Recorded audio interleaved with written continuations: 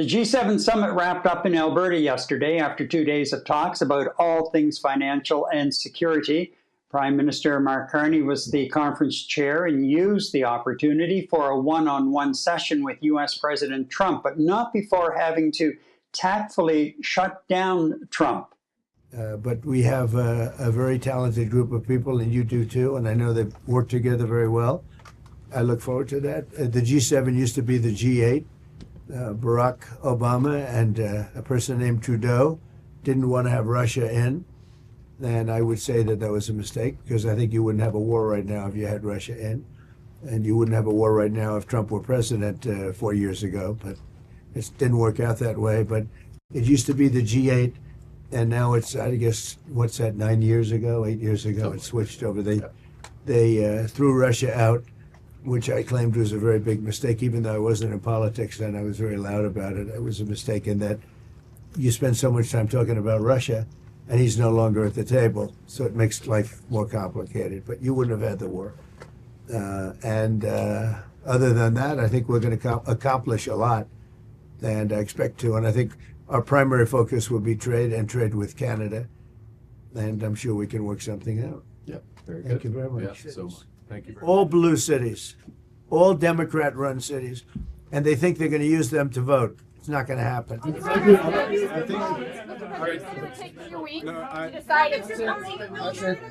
you. If you don't mind, I'm going to exercise my role, if you will, as G7 chair, since we have a few more minutes with the president and his team, and then we actually have to start the meeting to address some of these big issues. So, alors merci beaucoup pour vos questions et puis, Thank you. That's it. That's it. Thank you very much. Out. So, guys, out. Now, shortly after the brief meeting, it was announced both sides had agreed to hammer out a deal within 30 days, which leads to our audience question: should Canada move quickly to strike a trade deal with the U.S.? Carney is getting high marks all the way around in a lot of the media opinion op-ed pieces and from pundits, on television.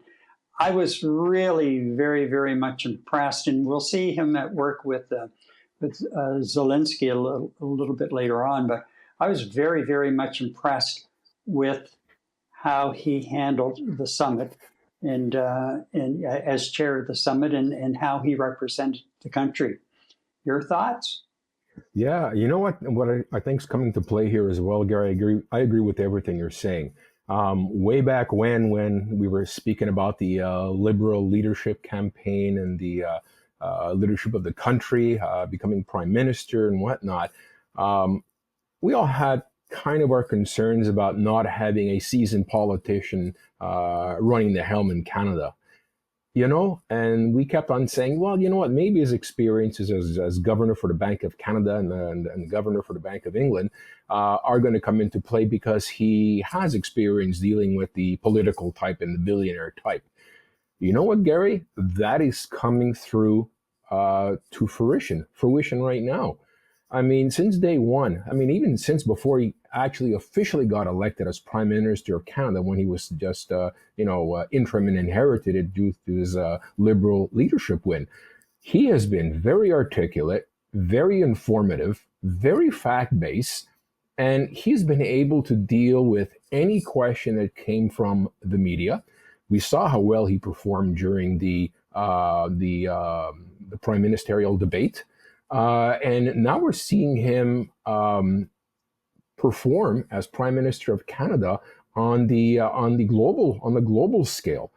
I've watched numerous clips of his activity within G7, both pre and post commentary, and he has been absolutely handling himself like a pro. He's a professional, both as an economist, a global economist, and you know what? He's definitely showing his mettle as the prime minister of a G7 country. And with every passing week that goes by, and there's a new situation that he has to deal with, whether it's domestic, American related, or globally related, he seems to speak as a leader with a mission. And the more and more he speaks, the more and more I believe that if he says he's going to do something, he seems to be on a path that he's going to get it done. So, Gary, I have a very hard time disagreeing with the op-eds in, whether it's newspaper or mainstream media in terms of how well he has performed thus far. Very, very hard to criticize him. I'm really impressed. Very much so. And, there's a few questions being raised about this 30-day trade deadline. And you heard Trump when he was asked by a reporter about, is the deal near? Are we looking at 2 weeks, a month, or whatever? And then they come back with the 30-day side of it. And it's my understanding from what I've read that in the back rooms, it was Carney pushing for the deadline. And how many times has he said in the last couple of weeks that we're only going to go so long before we move, if nothing is happening, we will move to forward. The tariffs. Yeah. Have reciprocal tariffs imposed on U.S. goods. I think behind the scenes, he basically said, but we need to get this done in 30 days, period. Time's marching on, it has to be done. And somehow he managed to get Trump to agree to the 30-day deadline. Now, again, it's Trump we're dealing with. So you can't take that to the bank tomorrow and deposit it and think it's going to remain in your account for more than an hour, because that's just the way this guy is. So, but still, it gives Carney now the fact that, well, okay, the Americans agreed to this, and if we don't get a deal done in 30 days, well, then we're going to hit hard. And he now has established a line in the sand with the agreement of the Americans. So that was a unique little twist, I think, that he managed to pull off there. And hopefully that, we do get something coming out of this. My big concern now is that because of some of the pressures from within the Canadian economy, that we may end up settling for not the best deal in the world, just to get a deal. And, they can say, well, it's the best we could get at this point in time. Is it really? Is it really going to be if we lose to a certain degree? They're beginning to hurt. They're beginning to feel it. Mm-hmm. And more so, and look at it on Monday with the Eastern Canadian premiers and governors meeting, and the governors are saying, look, especially the tourist dollars, we're hurting. We missed our Canadian friends coming down and spending their money. And I saw a good line today, and I can't remember where, but it was an article I was glancing at, and it said, really, do they really miss Canadians, or is it that they just miss our money? Yeah. And I couldn't agree with that more. Mm-hmm.